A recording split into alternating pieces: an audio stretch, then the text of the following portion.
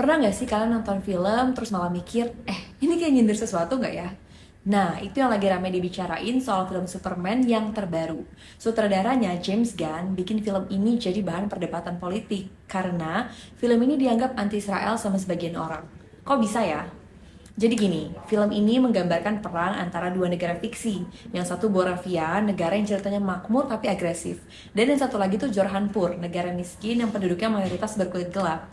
Banyak yang bilang kalau film ini menggambarkan konflik Israel-Palestina, khususnya soal Gaza karena adegannya mirip-mirip. Makanya banyak yang langsung berasumsi, wah ini pasti sindiran ke Israel nih. Tapi James Gunn, sutradaranya itu ngebantah. Dia bilang dia nggak bikin film ini tentang Timur Tengah secara spesifik. Fokusnya itu lebih ke tema universal, yaitu imigran. Jadi Superman sebagai orang luar yang berjuang di dunia baru seperti kisah imigran di Amerika. Di situ juga muncul interaksi moral. Lois Lane mempertanyakan tindakan si Superman. Apakah dia sebaiknya ikut campur tanpa izin? Jadi ini menyerempet ke isu intervensi internasional. Menurut Gunn, ini tentang empati, bukan soal propaganda. Alhasil, film ini menuai banyak reaksi ya campur-campur gitu ya. Ada yang bilang filmnya keren, berani bicara soal kemanusiaan. Tapi ada juga yang nyinyir, loh ini Superman atau aktivis? Bahkan aktor Superman tahun 90-an itu bilang film ini terlalu politis. Ada juga sih yang bilang untungnya film ini ngebahas persoalan kemanusiaan umum, melindungi warga sipil dan juga mempertahankan moralitas.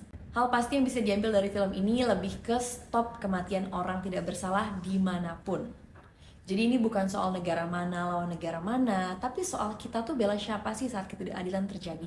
Meskipun ada nuansa konflik, film ini bukan pro-Palestina atau anti-Israel secara eksplisit. Kesimpulannya, film Superman ini memang syarat simbol dan juga bisa ditafsirkan secara politis soal konflik nyata.